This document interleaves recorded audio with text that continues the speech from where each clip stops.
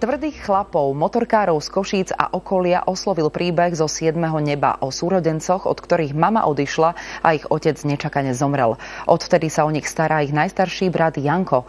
Motorkári sa dnes za nimi vybrali a ani jeden neprišiel s prázdnymi rukami.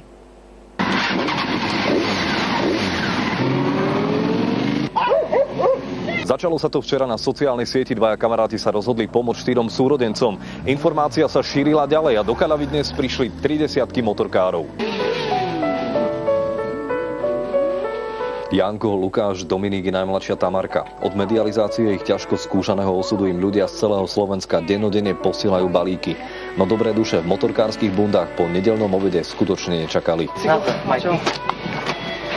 Prišli sme ťa pozrieť, podporiť, ak sa nenahnievaš, donesli sme nejaké oblečenie, ktoré by sme chceli dať. Syn im poslal knižku.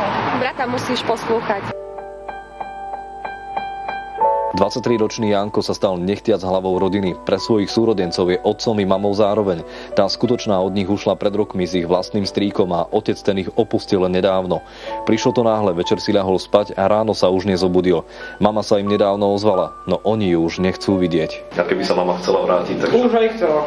Už aj chcela? Už aj chcela. A čo? Nikto nechce. A čo by si povedala mamke, keby sa chcela vrátiť? Chcela by si ju ešte vidieť? Nie. Prečo? Lebo odišla od nás.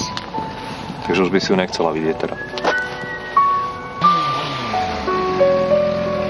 Sú to skutoční bojovníci. Od štátu dostávajú 136 eur. Janko robotu nemá, ale popri dome a 3 mladších súrodencoch sa nezastaví od rána do večera. Ja nám musím pochváliť, stále robí od rána do večera. Od rána do večera robí. No teraz drevo tiež chodú, akože tam... Teraz tam ovce im doviezli. 17-ročný Lukáš si už plne uvedomuje, čo sa okolo nich deje. I to, čo ich najstarší brat pre nich robí. Jankovi chcel cez našu kameru adresovať slová. Chcel ich povedať na nakrúcaní v štúdiu. No vtedy nenabral odvahu.